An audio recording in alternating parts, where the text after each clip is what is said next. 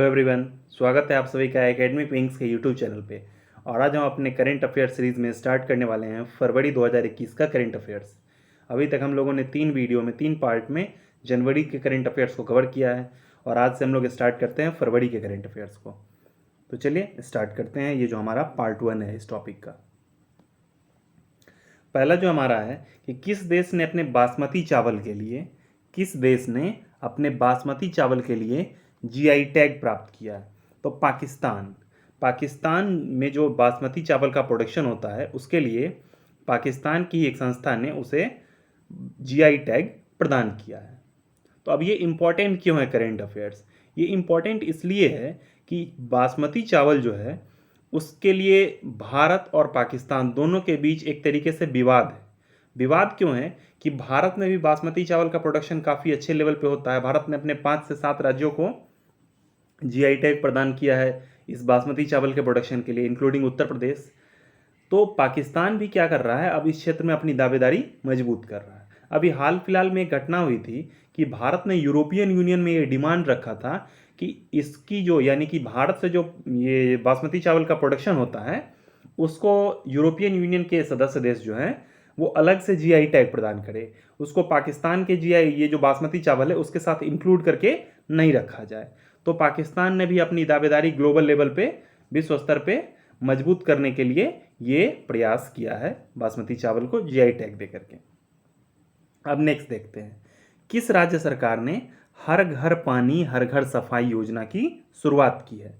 तो हर घर पानी हर घर सफाई योजना की शुरुआत पंजाब सरकार के द्वारा की गई है। पंजाब की जो कैप्टन अमरिंदर सिंह सरकार है उसके द्वारा इस चीज़ की शुरुआत की गई है। इसका लक्ष्य क्या है? इसके तहत लक्ष्य ये है कि 2022 तक, अप टू 2022, 2022 तक हर घर तक पीने का जो स्वच्छ पानी है यानी कि जो पीने योग्य ड्रिंकेबल वाटर जो है वो मुहैया करवाया जा सके। और ये एक बेसिक नेसेसिटी है जो भी किसी भी सरकार को पूरी करनी चाहिए। तो ये एक अच्छा पहल है। अब नेक्स्ट देखते हैं।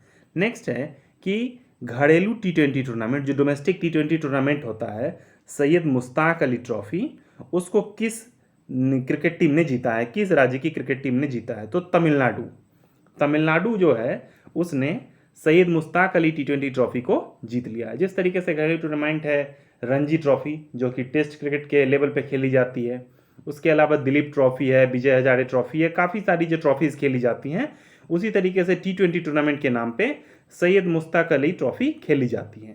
ये जो सैयद मुश्ताक अली है ये भारत के भूतपूर्व क्रिकेटर है, उन्हीं के सम्मान में ये इस ट्रॉफी का नाम रखा गया है। तो तमिलनाडु ने बड़ौदा को हरा करके इस ट्रॉफी पे कब्जा किया है। नेक्स्ट देखते हैं, नीति आयोग द्वारा जारी India justice report. NITI Aayog जो है एक थिंक टैंक है भारत सरकार की, भारत सरकार को नीति निर्माण करने में सहायता प्रदान करती है। तो इस नीति आयोग ने एक इंडिया जस्टिस रिपोर्ट जारी की है। इंडिया जस्टिस रिपोर्ट में कौन सा राज्य प्रथम स्थान पर रहा है? तो प्रथम स्थान पर जो है वो महाराष्ट्र की सरकार रही है। महाराष्ट्र जो है उसने अपने नागरिकों को सबसे ज़्यादा न्याय प्रदान किया और सबसे ज़्यादा उनकी बातों को सुनकर उनकी जो समस्याएं हैं उनका समाधान किया। तो महाराष्ट्र जो है वो इंडिया जस्टिस रिपोर्ट में नंबर 1 पर है। और सबसे जो निचले पायदान पर है वो कौन है? वो है उत्तर प्रदेश। उत्तर प्रदेश जो है वो सबसे निचले पायदान पर है। और इस रिपोर्ट को जारी किसने किया? नीति आयोग ने। नीति आयोग में नीति का फुल फॉर्म भी आपसे पूछा जा सकता है। ये 64वीं बीपीएससी में ये क्वेश्चन पूछा गया था। तो नीति का जो फुल फॉर्म होता है वो होता है national institution for transforming India. अब नेक्स्ट है कि पराबैंगनी किरण यानी कि UV rays, ultraviolet rays से सैनिटाइज की जाने वाली भारत की पहली मेट्रो सेवा कौन बनी है? यूवी रेज से सैनिटाइज होने वाली भारत की पहली जो मेट्रो सेवा बनी है वो है लखनऊ मेट्रो। उत्तर प्रदेश की राजधानी कहाँ है? तो लखनऊ है। और इसी लखनऊ मेट्रो के जो हुआ है, लखनऊ मेट्रो में वो अल्ट्रा वायलेट रेज से, यूवी रेज से सैनिटाइज होने वाली देश की पहली मेट्रो सेवा बनी है। ये जो कंसेप्ट लिया गया है ये कंसेप्ट अमेरिका से लिया गया है। सबसे पहले न्यूयॉर्क में जो मेट्रो सेवा है वहाँ इस चीज़ की शुरुआत हुई थी। इससे क्या होता है कि जो छोटे छोटे जो माइक्रोब्स होते हैं वो भी काफ़ी आसानी से मर जाते हैं और लोगों का जो सुविधा मिलती है, लोगों को जो ये पैसेंजर्स जो होते हैं उनको काफ़ी एक अच्छे तरीके से सैनिटाइजेशन की सुविधा मिलती है। अब नेक्स्ट देखते हैं, आरबीआई ने पर्याप्त पूंजी के अभाव में किस बैंक का लाइसेंस रद्द कर दिया है। यानी कि जो प्रॉपर एसेट न होने के कारण किस बैंक का जो लाइसेंस था उसको आरबीआई के द्वारा रद्द कर दिया गया है। तो शिवम सहकारी बैंक, जो शिवम कोऑपरेटिव बैंक है महाराष्ट्र का, उसका लाइसेंस आरबीआई के द्वारा रद्द कर दिया गया है। अब नेक्स्ट देखते हैं, वर्तमान में किस देश की सुपर मॉडल नताला वोडियानोवा को संयुक्त राष्ट्र यानी कि यूनाइटेड नेशन ने अपना गुडविल एम्बेसडर बनाया है।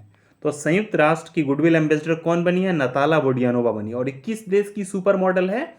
तो रसिया की, रूस की सुपर मॉडल है ये, और इनको गुडविल एम्बेसडर बनाया गया है यूनाइटेड नेशन के द्वारा। गुडविल एम्बेसडर क्यों बनाया जाता है? जो भी अच्छे कार्य होते हैं, जो भी नोबेल कॉजेज होते हैं, जैसे कि हंगर को मिटाने के लिए, भूखमरी को दूर करने के लिए, गरीबी को दूर करने के लिए, अशिक्षा को दूर करने के लिए, माल न्यूट्रिशन जो कुपोषण होता है उसको दूर करने के लिए, तो इस तरीके के जो प्रयास होते हैं उसके लिए यूनाइटेड नेशन ऐसे चेहरों को, जो भी फेमस चेहरे हैं, उनका उपयोग करती है ताकि उनके माध्यम से इन चीज़ों को प्रमोट किया जा सके। अब नेक्स्ट देखते हैं, सरस आजीविका मेला। ये सरस आजीविका मेला का आयोजन कहाँ हुआ था? तो नोएडा में हुआ था। सरस आजीविका मेला का आयोजन कहाँ हुआ था? तो नोएडा में हुआ था। और इसका जो उद्घाटन किए थे, उद्घाटनकर्ता कौन थे इसके? तो केंद्रीय कृषि मंत्री नरेंद्र सिंह तोमर। केंद्रीय कृषि मंत्री नरेंद्र सिंह तोमर के द्वारा सरस आजीविका मेला का उद्घाटन किया गया था नोएडा में। इससे क्या होता है कि जो भी रूरल लेवल की जो महिलाएं हैं, रूरल बेस्ड यानी कि ग्रामीण जो महिलाएं हैं, उनको सेल्फ हेल्प ग्रुप के तहत यानी कि स्वयं सहायता ग्रुप के तहत उनके हैंडीक्राफ्ट्स को एक प्लेटफॉर्म दिया जाता है, जिससे कि क्या होता है कि उनका जो भी टैलेंट है वो रिकॉग्नाइज किया जा सके और उनको एक बड़े स्तर पे देखा जा सके। नेक्स्ट है, किस राज्य सरकार ने हुक्का बार पर रोक लगाने की घोषणा की है? तो झारखंड सरकार ने हाल में क्या किया है कि हुक्का बार, जो भी स्मोकिंग लाउंजेस थे, उन पर परमानेंटली बैन करने का घोषित किया है। इसके साथ ही क्या किया है कि जो भी टोबैको प्रोडक्ट्स थे, चाहे वो गुटखा हो, पान मसाला हो, सिगरेट हो, जो भी हो, उन चीज़ों को पब्लिकली बेचने पर, पब्लिकली उन चीज़ों को जो बेचा जा रहा था उनके ऊपर भी बैन कर दिया, और पकड़े जाने पर 1 साल की सजा से लेकर के 3 लाख रुपए तक का जुर्माना उस पर रखा गया है। अब नेक्स्ट देखते हैं, हाल ही में किस राज्य सरकार के द्वारा जो कॉन्ट्रैक्ट कर्मी थे यानी कि संविदा कर्मी जो कॉन्ट्रैक्ट बेसिस पे थे, उनकी रिटायरमेंट की उम्र 3 वर्ष घटा दी गई है। यानी कि उनका जो रिटायरमेंट का जो एज था उसमें 3 वर्ष की कटौती की गई है। तो ये मध्य प्रदेश की सरकार के द्वारा किया गया है। मध्य प्रदेश के मुख्यमंत्री कौन है? शिवराज सिंह चौहान। नेक्स्ट है, कर्नाटक के किस जिले में खिलौना निर्माण क्लस्टर यानी कि कोई भी चीज़ जब समूह में किया जाता है, गुच्छे में, ग्रुप में किया जाता है, उसको क्लस्टर बोलते हैं। तो खिलौना निर्माण क्लस्टर की आधारशिला कहाँ रखी गई है? तो कर्नाटक के कोप्पल डिस्ट्रिक्ट में खिलौना निर्माण क्लस्टर की आधारशिला रखी गई है, इसकी शुरुआत की गई है। नेक्स्ट है, किस महान पुरुष को, किस व्यक्ति को साहित्य अकेदमी फेलोशिप के लिए चुना गया है?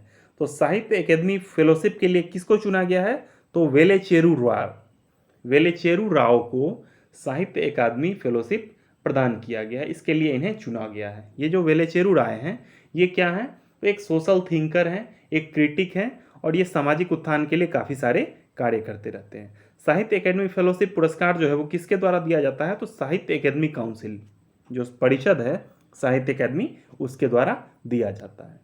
नेक्स्ट देखते हैं, हाल ही में उत्तराखंड में आयोजित कुंभ मेले के लिए एकीकृत नियंत्रण कक्ष यानी कि इंटीग्रेटेड कंट्रोल रूम कहाँ स्थापित किया गया था? किसके लिए? तो कुंभ मेला जो उत्तराखंड में आयोजित हुआ था उसके लिए, तो हरिद्वार में। ये इंटीग्रेटेड कंट्रोल रूम का क्या काम होता है? तो सभी चीज़ों को प्रॉपरली मॉनिटर करना कि किस तरीके से जो चीज़ें हो रही थी वो प्रॉपर वे में फंक्शनिंग उसका हो रहा था या नहीं हो रहा था। ये इंपॉर्टेंट इसलिए हो जाता है क्योंकि कुंभ इस बार काफ़ी चर्चा में रहा था, क्योंकि कोरोना के काल में कुंभ का आयोजन हुआ था और इसको लेकर के काफ़ी आलोचना भी हुई थी। कुंभ को कोरोना के सेकेंड वेव का सुपर स्प्रेडर तक माना गया, तो इसलिए ये क्वेश्चन जो है वो काफ़ी इंपॉर्टेंट हो जाता है। नेक्स्ट है, राष्ट्रीय विज्ञान दिवस जो कि 28 फरवरी को मनाया जाता है, उसके अवसर पर इसरो, जो भारत की जो स्पेस रिसर्च एजेंसी है, इंडियन स्पेस रिसर्च ऑर्गेनाइजेशन, उसने एमेजोनिया 1 उपग्रह, जो एमेजोनिया 1 सैटेलाइट था, उसका सफलतापूर्वक परीक्षण कहाँ किया है? तो आंध्र प्रदेश। आंध्र प्रदेश में क्या किया है कि उसका सफलतापूर्वक परीक्षण किया है एमेजोनिया 1 उपग्रह का, आंध्र प्रदेश में। और आंध्र प्रदेश में भी अगर प्रॉपर जगह पूछा जाए तो श्रीहरिकोटा, श्रीहरिकोटा में एक आइलैंड है, सतीश धवन अंतरिक्ष केंद्र, वहाँ पर है, और उसी जगह पे इसका सफलतापूर्वक परीक्षण किया गया है एमेजोनिया 1 उपग्रह का। उपग्रह मतलब सैटेलाइट। और ये जो एमेजोनिया 1 है, ये किस देश का सैटेलाइट? इसको लॉन्च तो इसरो के द्वारा किया गया है, लेकिन ये जो किस देश का सैटेलाइट है, अगर ये पूछ दे तो ये ब्राज़ील का सैटेलाइट है। ब्राज़ील का सैटेलाइट एमेजोनिया 1। नेक्स्ट देखते हैं, हाल ही में वैज्ञानिकों ने किस राज्य में अल्पाइन पौधे की नई प्रजाति की खोज की? यानी कि जो अल्पाइन का जो पौधा है उसका न्यू वेराइटी का खोज किया गया है। कहाँ किया गया है? तो अरुणाचल प्रदेश के तवांग डिस्ट्रिक्ट में, अरुणाचल प्रदेश के तवांग डिस्ट्रिक्ट में इसकी खोज की गई है। नेक्स्ट है, हाल ही में पुलिस बल में महिलाओं को शामिल करने वाला चौथा राज्य कौन बना है? तो ये जो चौथा राज्य बना है ये उत्तराखंड बना है। उत्तराखंड पुलिस बल में महिलाओं को शामिल करने वाला चौथा राज्य बना है। इससे पहले कौन कौन से राज्य थे? तो नागालैंड थे, केरल थे, पश्चिम बंगाल थे। उत्तराखंड जो है वो चौथा राज्य बना है। अभी क्या है, क्योंकि बिहार में भी तो पुलिस में महिलाएं शामिल होती हैं, लेकिन ये क्या है, एक स्पेसिफिक जो बटालियन बनाया जाता है, जो उसमें सिर्फ अभी तक क्या होते थे, सिर्फ मेल डोमिनेटेड वो होता था, सिर्फ और सिर्फ उसमें जो होते थे वो पुरुष ही हुआ करते थे। लेकिन अब जो है वो महिलाओं को भी इसमें शामिल किया गया है, और इसमें नागालैंड, केरल, पश्चिम बंगाल के बाद उत्तराखंड चौथा राज्य बना है। नेक्स्ट है, भारतीय वायुसेना ने किस देश की वायुसेना को एक विरासत यानी कि हेरिटेज के रूप में भेंट प्रदान किया है? क्या भेंट दिया है? तो एलोएट 3 हेलीकॉप्टर, ये हेलीकॉप्टर का नाम है, हेलीकॉप्टर की वैरायटी है, एलोएट 3 हेलीकॉप्टर किस देश की वायुसेना को दिया गया है? तो बांग्लादेश, बांग्लादेश की वायुसेना को भारतीय वायुसेना के द्वारा ये प्रदान किया गया है। अब इस प्रदान करने के पीछे का वजह क्या है? तो जैसे कि इस बार हम लोगों ने देखा था कि 26 जनवरी के परेड में भी बांग्लादेश की जो आर्मी थी उसने भाग लिया था। तो ये कहीं ना कहीं 1971 वार जो है उसको हम लोग सेलिब्रेट कर रहे हैं। 1971 के वार में क्या हुआ था कि पूर्वी पाकिस्तान को इंदिरा गांधी के सरकार के समय में तोड़ करके 2 हिस्सों में बांट दिया गया था, और उसी से बांग्लादेश का निर्माण हुआ था। तो उसी के कारण ये चीज़ें हो रही है। नेक्स्ट देखते हैं, हाल ही में किस केंद्र शासित प्रदेश में स्टूडेंट हेल्थ कार्ड की शुरुआत की गई है? तो जम्मू कश्मीर में। जम्मू कश्मीर के लेफ्टिनेंट गवर्नर यानी कि उपराज्यपाल जो हैं जीसी मुर्मू, जिनका कि पूरा नाम गिरीश चंद्र मुर्मू है, उन्होंने स्टूडेंट हेल्थ कार्ड की शुरुआत की है। इसके तहत क्या होगा, जो भी माल न्यूट्रिस्ड चिल्ड्रेन है, जैसे कि कुपोषित बच्चे हैं जिनको कि पूरी तरीके से उनका नरिशमेंट नहीं हो पाया है, तो वैसे लोगों को, वैसे स्टूडेंट्स को हेल्प करने के लिए स्टूडेंट हेल्थ कार्ड की शुरुआत की गई है। नेक्स्ट देखते हैं, India toy fair. India toy fair 2021 का उद्घाटन किसने किया? नरेंद्र मोदी ने। ये काफ़ी इंपॉर्टेंट हो जाता है। क्यों इंपॉर्टेंट होता है? कि प्रधानमंत्री मोदी ने क्या किया कि अपने मन की बात कार्यक्रम में खिलौना का जो व्यवसाय था उसके बारे में काफ़ी चर्चा की। खिलौना का जो बनावट होता है, जो टॉय मेकिंग होता है, उसके बारे में काफ़ी विस्तृत उन्होंने मन की बात कार्यक्रम में चर्चा की, और उसी के बाद से जो इंडिया में जो टॉय इंडस्ट्री है उसको कहीं ना कहीं बूस्ट प्रोवाइड किया गया है, बूस्टअप हुआ है वो। तो इसीलिए ये इंपॉर्टेंट हो जाता है क्योंकि प्रधानमंत्री ने खुद इसका उद्घाटन किया है। नेक्स्ट है, हाल ही में किस देश ने अपना पहला पारंपरिक लालटेन महोत्सव मनाया है? तो लालटेन महोत्सव मनाया गया है किसके द्वारा? चीन के द्वारा। लालटेन फेस्टिवल इसको इंग्लिश में कहते हैं, और हिंदी में ये लालटेन महोत्सव के नाम से जाना जाता है। चीन में मनाया गया है ये कहीं ना कहीं चीन का जो ये जो न्यू ईयर है, चीन का जो नववर्ष है, उसकी ये शुरुआत करता है। नेक्स्ट देखते हैं, हाल ही में किस भारतीय खिलाड़ी ने क्रिकेट के सभी फॉर्मेट से संन्यास ले लिया? तो यूसुफ पठान। भारत के लिए अंतर्राष्ट्रीय क्रिकेट में उन्होंने ओडीआई मैचेस और T20 इंटरनेशनल मैच खेला था। T20 में इन्होंने अपना जो डेब्यू किया था वो 2007 वर्ल्ड T20 के फाइनल में किया था। इसके अलावा इन्होंने IPL में Rajasthan Royals, Kolkata night Riders और साथ ही साथ सनराइजर्स हैदराबाद के लिए भी खेला है। और रणजी ट्रॉफी में ये जो घरेलू टूर्नामेंट में बड़ौदा के क्रिकेट टीम से खेलते थे। नेक्स्ट देखते हैं पीएम किसान योजना। जो प्रधानमंत्री किसान योजना है, इसको सबसे तेजी से लागू करने वाला राज्य कौन बना है? तो उत्तर प्रदेश। उत्तर प्रदेश के किसानों को इसका सर्वाधिक लाभ प्राप्त हुआ है। अब इसमें क्या होता है कि इसके तहत 6,000 रुपये 6K यानी कि 6,000 रुपीज जो है वो किसानों को मदद के तौर पर दिए जाते हैं। 3 इंस्टॉलमेंट में दिए जाते हैं। 2-2 हज़ार रुपये के 3 इंस्टॉलमेंट इसके तहत दिए जाते हैं। नेक्स्ट, कार्बन वॉच लॉन्च करने वाला पहला केंद्र शासित प्रदेश कौन बना है? तो चंडीगढ़ बना है। चंडीगढ़ जो है वो हरियाणा और पंजाब दोनों का कैपिटल होने के साथ साथ खुद में एक यूनियन टेरिटरी भी है। और इसी में क्या हुआ है कि कार्बन वॉच लॉन्च करने वाला ये पहला केंद्र शासित प्रदेश बन गया है। अब कार्बन वॉच क्या होता है? तो ये इसमें जो भी लोग, इसको एक एप्लीकेशन टाइप का है, इसको जो लोग अपने मोबाइल में इंस्टॉल करते हैं उसके बाद इनसे कुछ इन्फॉर्मेशन मांगा जाता है, इनका ट्रांसपोर्ट, इनका फूड, ये सब अलग अलग जो हैबिट होता है, जो ड्रिंकिंग कैपेबिलिटी होता है, उन चीज़ों के बारे में। और उसके तहत कहीं ना कहीं ये उन चीज़ों के माध्यम से डे टू डे लाइफ में एक्सेस करता है और उस तरीके से कार्बन फुटप्रिंट को ये एक्सेस कर लेता है। तो ये एक कार्बन वॉच का वर्क होता है, उसका फंक्शनिंग होता है। अब नेक्स्ट देखते हैं किस व्यक्ति को टाटा इनोवेशन फेलोशिप के लिए चुना गया है। टाटा इनोवेशन फेलोशिप के लिए उत्तम लाहिड़ी को चुना गया है। ये एक महिला है। उत्तम लाहिड़ी जो है वो एक महिला है और आईआईटी गांधीनगर में एसोसिएट प्रोफेसर हैं। आईआईटी गांधीनगर में ये एक एसोसिएट प्रोफेसर हैं उत्तम लाहिड़ी, और इन्हीं को टाटा इनोवेशन फेलोशिप अवार्ड से सम्मानित किया गया है। नेक्स्ट, हाल ही में किस राज्य सरकार के द्वारा ई परिवहन व्यवस्था की शुरुआत की गई है?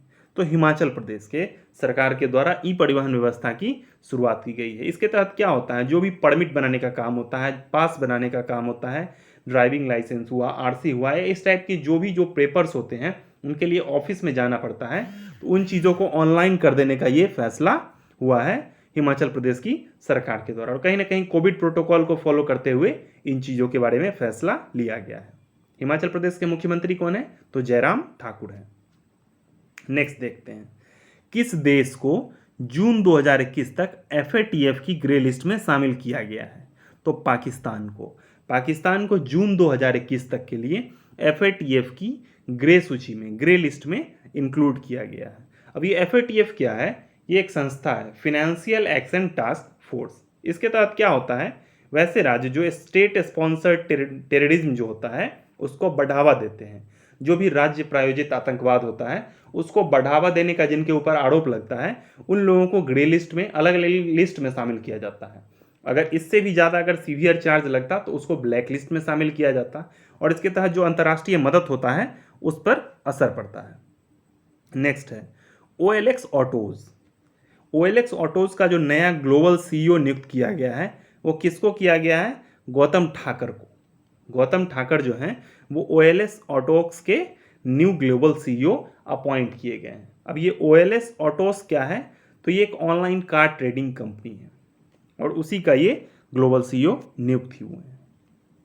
नेक्स्ट देखते हैं किस राज्य के मुख्यमंत्री ने महिला कमांडो फोर्स और स्मार्ट चीता पुलिस का उद्घाटन किया है? तो उत्तराखंड। उत्तराखंड में जिस तरीके से हम लोगों ने देखा, जो चौथी ऐसी राज्य बनी है जिसने कि महिलाओं को फोर्स में इंक्लूड किया है, और उसी के तहत ये महिला कमांडो फोर्स और स्मार्ट चीता पुलिस का उद्घाटन किया गया है उत्तराखंड के सरकार के साथ। और चूंकि उत्तराखंड में काफ़ी ज़्यादा राजनीतिक उथल पुथल का वातावरण रहा है और इसलिए इस चीज़ के बारे में पूछे जाने की काफ़ी संभावना है। नेक्स्ट है प्रौद्योगिकी नवाचार हब, टेक्नोलॉजी इनोवेशन हब। इसका उद्घाटन किसके द्वारा किया गया है? तो हिमाचल प्रदेश की सरकार के द्वारा प्रौद्योगिकी नवाचार हब का उद्घाटन किया गया, इसकी शुरुआत की गई है। इसके तहत क्या होगा? जो भी नवाचार के क्षेत्र में जो काम करने वाले लोग होंगे उनको सहायता प्रदान किया जाएगा और उन लोगों को आगे बढ़ने का मौका दिया जाएगा। नेक्स्ट, अमेरिका में जो जो बाइडेन की जो प्रशासन है, जो बाइडेन की जो सरकार है, उसने क्या किया है कि अंतर्राष्ट्रीय भ्रष्टाचार रोधी चैंपियंस पुरस्कार, इसके लिए कई व्यक्तियों को चुना है। दुनिया भर के कई लोगों को इसमें इंक्लूड किया गया है। तो उसमें अंजलि भारद्वाज को भी चुना गया है। अंजलि भारद्वाज एक भारत की भ्रष्टाचार रोधी कार्यकर्ता हैं और उनको भी इस अवार्ड से सम्मानित किया गया है। इनका योगदान क्या था? इन्होंने लगभग 20 वर्षों तक राइट टू इंफॉर्मेशन यानी कि सूचना के अधिकार के क्षेत्र में कार्य किया और इनका जो नाम है वो इस क्षेत्र में काफ़ी ऊंचा माना जाता है।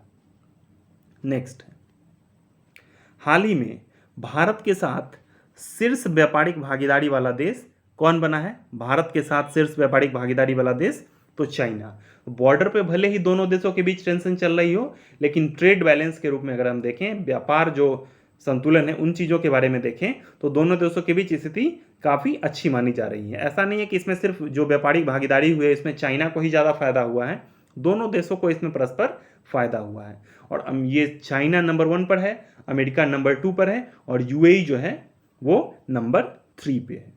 नेक्स्ट है, भारत सरकार ने किस राज्य के विकास के लिए विश्व बैंक के साथ 68 मिलियन यूएस डॉलर का ऋण समझौता किया है? तो नागालैंड। नागालैंड जो राज्य है उसके विकास के लिए, उसके किस क्षेत्र में विकास के लिए? तो शिक्षा के क्षेत्र में, उसमें एजुकेशनल सेक्टर में विकास के लिए 68 मिलियन यूएस डॉलर के ऋण समझौते पर हस्ताक्षर किया है। किसके साथ? तो विश्व बैंक के साथ। नेक्स्ट है, हाल ही में किस जिले को प्रधानमंत्री किसान राष्ट्रीय पुरस्कार से सम्मानित किया गया है? तो प्रधानमंत्री किसान राष्ट्रीय पुरस्कार से सम्मानित जो किया गया है वो आंध्र प्रदेश के अनंतपुरम डिस्ट्रिक्ट को प्रधानमंत्री किसान राष्ट्रीय पुरस्कार से सम्मानित किया गया है। नेक्स्ट देखते हैं, फूलों, सब्जियों और बागवानी का 2 दिवसीय उत्सव कहाँ हुआ है, कहाँ आयोजित किया गया है? तो वाराणसी में किया गया है। जो भी हॉर्टिकल्चर, पोमोलॉजी, इन चीज़ों से रिलेटेड जो भी चीज़ें थी, जो फूल, सब्जी, बागवानी, इन चीज़ों से रिलेटेड 2 दिवसीय उत्सव आयोजन किया गया है वाराणसी में। वाराणसी कहाँ है? तो उत्तर प्रदेश में है। और यह किसके द्वारा आयोजित किया गया है? तो ICAR, Indian council for agricultural research, इसके द्वारा इन चीज़ों का आयोजन किया जाता है। नेक्स्ट है, किस राज्य सरकार ने बड़े होटल, जो बड़े बड़े जो होटल चेन्स हैं उनको उद्योग, इंडस्ट्री का दर्जा देने की घोषणा की है? तो केरल की सरकार ने। केरल में जो मुख्यमंत्री हैं पी विनयरन, उनके द्वारा, केरल की सरकार के द्वारा बड़े होटलों को उद्योग का दर्जा देने की घोषणा की है। ये क्यों किया गया है? जो कोरोना के कारण जो लॉकडाउन लगा था उससे इस टूरिज्म सेक्टर में, स्पेशली होटल्स के क्षेत्र में काफ़ी ज़्यादा नुकसान हुआ है। तो इन चीज़ों को कहीं ना कहीं भरपाई करने के लिए ये फैसला उठाया गया है। नेक्स्ट है, किस देश ने टीकाकरण प्रमाण पत्र वाले लोगों के लिए ग्रीन पास जारी किया है?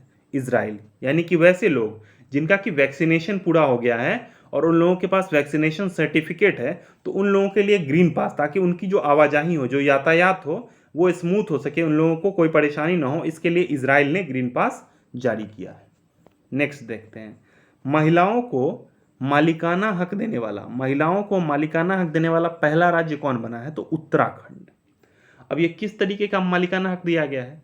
तो जो हस्बैंड होते हैं उनका जो पैटर्नल वेल्थ होता है, यानी कि पति के पैतृक संपत्ति में जो भी उस व्यक्ति को अपने पिता से, उसके पिता से हो गया, उनके दादा से हो गया, जो भी पैतृक संपत्ति जो उसको प्राप्त हुई है, उन चीज़ों में महिलाओं को अधिकार देने वाला पहला राज्य बना है और ये काफ़ी ऐतिहासिक कदम माना जाता है।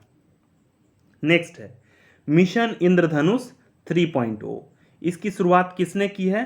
तो डॉक्टर हर्षवर्धन के द्वारा इसकी शुरुआत की गई है। मिशन इंद्रधनुष 3.0 क्या है? तो ये मिशन इंद्रधनुष का 3rd वर्जन है और मिशन इंद्रधनुष जो है वो यूनिवर्सल, यानी कि जो देश भर में देशव्यापी एक तरीके से वैक्सीनेशन का, इम्यूनाइजेशन का प्रोग्राम है और इसको किसके द्वारा शुरू किया गया है? जो तत्कालीन जो स्वास्थ्य और परिवार कल्याण मंत्री थे डॉक्टर हर्षवर्धन, उनके द्वारा इस चीज़ की शुरुआत की गई है। नेक्स्ट, हाल ही में जिंदल पावर लिमिटेड जो कि एक एनर्जी की रिलेटेड कंपनी है, उसने किसे अपना अध्यक्ष नियुक्त किया है? तो अनिल कुमार। इनका पूरा नाम है अनिल कुमार झा। अनिल कुमार झा को अध्यक्ष नियुक्त किया गया। ये वर्तमान में जिंदल पावर लिमिटेड के अध्यक्ष हैं, लेकिन उससे पहले ये कोल इंडिया में प्रेसिडेंट रह चुके हैं, अनिल कुमार झा। अब नेक्स्ट देखते हैं, मुफ्त कोरोना वायरस टीका मुफ्त कोरोना वायरस टीका प्राप्त करने वाला पहला देश कौन बना है? तो घाना। घाना जो है वो मुफ्त कोरोना वायरस, जो फ्री में जो कोरोना वायरस मिलता है, वो पाने वाला पहला देश बना है। और घाना क्या है? तो एक अफ्रीकन कंट्री है।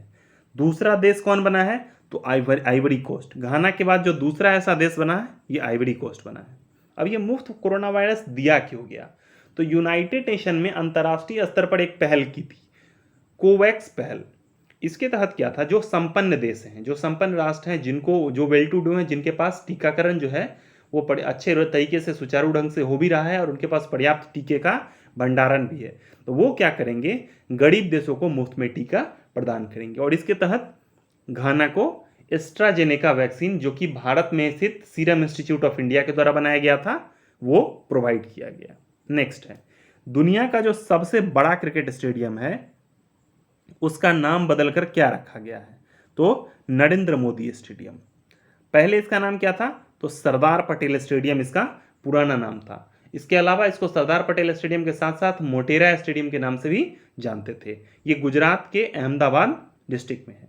और इसका जो वर्तमान नाम है वो क्या है? नरेंद्र मोदी स्टेडियम। इसकी जो क्षमता है वो 1,10,000 दर्शकों की क्षमता है, जो दुनिया में सबसे अधिक है। इसके बाद मेलबर्न क्रिकेट स्टेडियम, जो कि ऑस्ट्रेलिया में है, वो नंबर 2 पे आता है ये। और थर्ड नंबर पे बनने का जो शुरुआत की गई है वो जयपुर में बनाया जाएगा। जयपुर में वर्तमान में एक घोषणा हुई है और जयपुर में दुनिया का तीसरा सबसे बड़ा स्टेडियम का निर्माण किया जाएगा। नेक्स्ट है मैरीटाइम इंडिया समिट। इसका जो सेकेंड एडिशन था, दूसरा संस्करण था, इसकी अध्यक्षता किसने की? तो नरेंद्र मोदी ने। ये ऑनलाइन मोड में हुआ था और जितने भी समुद्र से जो सीमा जुड़ा हुआ देश है उन देशों की एक बैठक थी। ऑनलाइन मोड में कोविड-19 के कारण इसका आयोजन किया गया था। नेक्स्ट है, हाल ही में डीआरडीओ ने, जो डीआरडीओ जो है डिफेंस रिसर्च डेवलपमेंट ऑर्गेनाइजेशन, इसने VLSRSAM मिसाइल का दो संख्या है दो VLSRSAM मिसाइल का सफलतापूर्वक परीक्षण किया है, यानी कि सक्सेसफुली टेस्ट किया है। कहाँ किया है? तो उड़ीसा के चांदीपुर में। और उड़ीसा में जब भी किसी भी मिसाइल का परीक्षण किया जाता है तो वो चांदीपुर में ही किया जाता है। तो ये अब इसमें क्या है कि SRSAM मिसाइल, ये क्या होता है? तो दो तरीके के मिसाइल होते हैं, एक होता है SRSAM मिसाइल और एक होता है QRSAM मिसाइल। SRSAM मिसाइल क्या है? तो ये छोटी दूरी का है, short range surface to air missile, यानी कि जमीन से हवा में मार करने वाली मिसाइल है और छोटे दूरी की है, मध्यम दूरी की है। Short range surface to air missile इसका फुल फॉर्म है। और QRSAM क्या होता है? तो क्विक रेंज, जो लंबे दूरी की होती है और ज़्यादा स्पीड जाती है, वो QRSAM quick range surface to air missile है। नेक्स्ट है, किस बैंक ने Namma Chennai smart card launch किया है? तो ICICI बैंक के द्वारा Namma Chennai smart card launch किया है। इसके तहत जो महिलाएं होंगी, जो घरेलू महिलाएं हैं, वो घर बैठे डिजिटली अपना सारा काम इजीली कर सकती हैं। नेक्स्ट है, और आज की वीडियो का आखिरी स्लाइड, किस देश की जैस्मीन हैरिसन ने अटलांटिक महासागर, जो अटलांटिक ओशन है, उसको अकेले पार करने वाली सबसे कम उम्र की महिला बन गई है? तो ये यूनाइटेड किंगडम की है, यूके की है, और इसकी उम्र जो है वो मात्र 21 वर्ष की है। मात्र 21 वर्ष की उम्र में जैस्मीन हैरिसन ने अटलांटिक महासागर को अकेले पार कर लिया, और वो भी सबसे कम उम्र में। नेक्स्ट है, और आज के वीडियो का आखिरी करंट अफेयर्स, एसआर ग्रुप, ये भी एक एनर्जी कंजम्पशन लिमिटेड है। ये एसआर पावर लिमिटेड, इसने किस राज्य में? तो मध्य प्रदेश में 300 करोड़ की लागत से 90 मेगावाट का प्रोडक्शन का जो क्षमता होगा, 90 मेगावाट के सौर संयंत्र को स्थापित करने की घोषणा की है। स्थापित करेगी ये सौर संयंत्र, यानी कि सोलर प्लांट। और मध्य प्रदेश में भी अगर स्पेसिफिक कहीं जगह पूछ दिया जाए तो ये मध्य प्रदेश का दतिया डिस्ट्रिक्ट है। तो एसआर ग्रुप जो है, एसआर पावर लिमिटेड, उसने 300 करोड़ की लागत से 90 मेगावाट का सोलर प्लांट लगाने की योजना बनाई है। कहाँ? तो मध्य प्रदेश के दतिया जिले में। और ये कहीं ना कहीं जो रिन्यूएबल एनर्जी है उसके क्षेत्र में एक अच्छा कदम माना जाता है। तो आज के वीडियो में इतना ही था। नेक्स्ट वीडियो में हम लोग इसको रिमेनिंग करंट अफेयर्स को कवर करने का कोशिश करेंगे। Thank you.